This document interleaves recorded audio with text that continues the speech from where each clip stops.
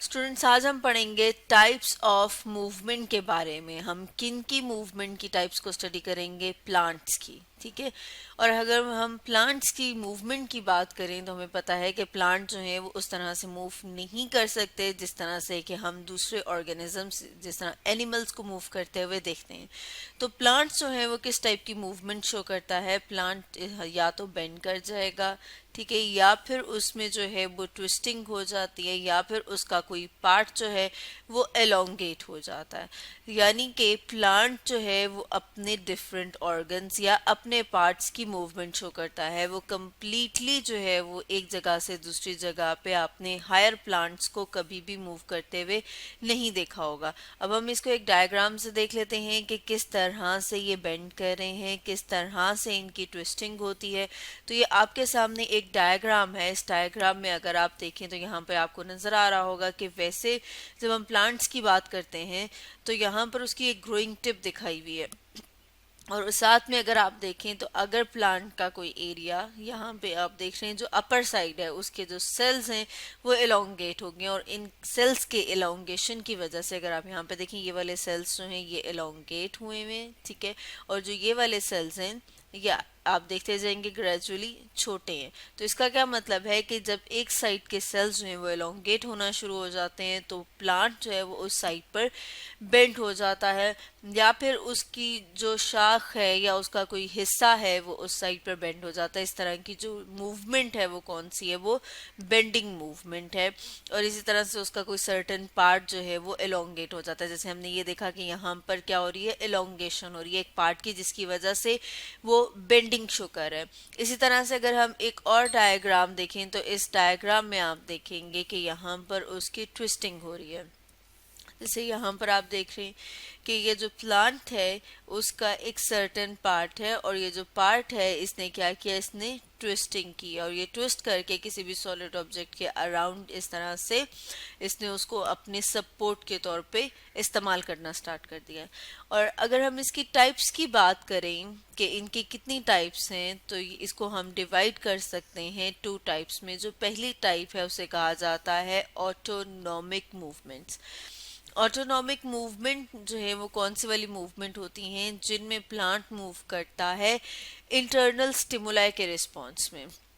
Stimuli की बात की जाए कि स्टिमुलाई क्या है, तो स्टिमुलाई हम कहते हैं कोई भी चेंज जो उसके इंटरनल या एक्सटर्नल इन्वायरमेंट में आ रहा है, लेकिन अगर वो इंटरनल इन्वायरमेंट में है और उसके रिजल्ट में जब वो मूवमेंट शो करता है तो इस तरह की मूवमेंट्स को कहा जाता है ऑटोनॉमिक मूवमेंट।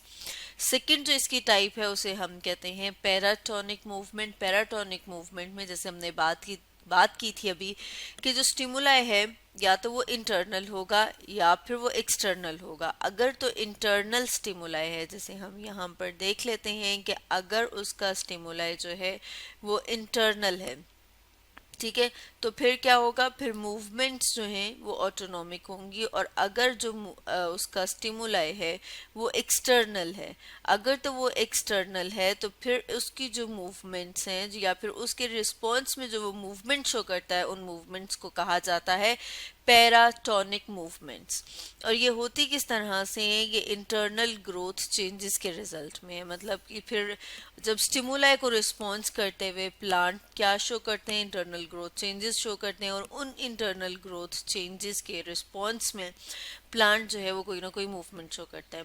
ये जो ऑटोनॉमिक मूवमेंट्स हैं इनको हम फर्दर डिवाइड कर सकते हैं टू टाइप्स में। जो पहली टाइप है उसे कहा जाता है लोकोमोशन मूवमेंट्स, और जो दूसरी टाइप है उसे कहा जाता है ग्रोथ मूवमेंट्स।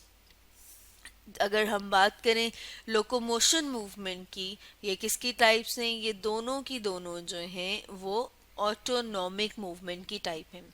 जो लोकोमोशन मूवमेंट है, जैसे नाम से पता लग रहा है कि यहाँ पर क्या हो रही है? लोकोमोशन हो रही है, मूवमेंट हो रही है, हरकत हो रही है। किसकी हो रही है?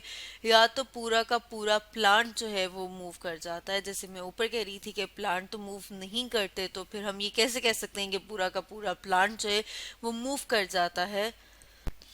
तो अगर हम सी प्लांट्स को देखें या इक्वेटिक प्लांट्स को देखें तो कुछ इक्वेटिक प्लांट्स हैं जो बहुत स्मॉल, बहुत छोटे से होते हैं और वो पूरे के पूरे मूव कर सकते हैं।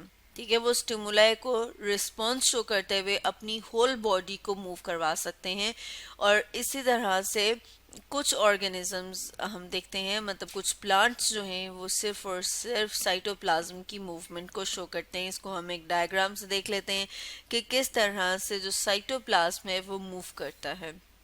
ये आपके सामने एक डायग्राम है।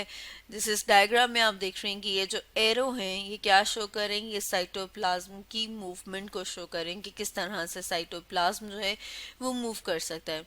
ये जो आप देख रहे हैं कि जो डार्क कलर का शो किया हुआ है क्या है, न्यूक्लियाई। और ये जो लाइंस आपको नजर आ रही हैं ये प्लांट सेल की सेल वॉल्स हैं। जैसे कि हमें पता है कि प्लांट सेल के पास एक आउटर लेयर होती है जो क्या है, जो सेल वॉल है।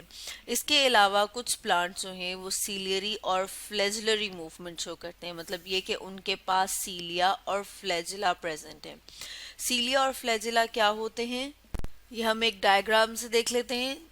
जैसे ये आपके सामने एक डायग्राम है, इस डायग्राम में आप देख रहे हैं कि ये जो थ्रेड की तरह का, मतलब धागे की तरह का स्ट्रक्चर आपको निकला हुआ नजर आ रहा है, ये क्या है, ये फ्लैजिला है। ठीक है, और साथ में अगर हम देखेंगे कि ये क्या है, इसे कहा जाता है ये जो है इसे कहा जाता है आर्चिगोनिया।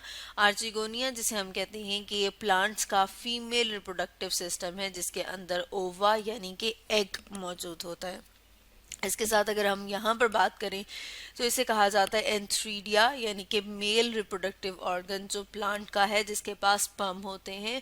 और ये जो स्पर्म है इनके ऊपर आप देख रहे हैं जो धागे की तरह का स्ट्रक्चर है इसे कहा जाता है फ्लैजिला। इन फ्लैजिला की मूवमेंट की वजह से ये आप देख रहे हैं कि ये मूव करें और मूव करते हुए कहाँ तक आ जाएंगे, ये मूव करते हुए आ जाते हैं एग के पास ताकि फर्दर फर्टिलाइजेशन हो सके।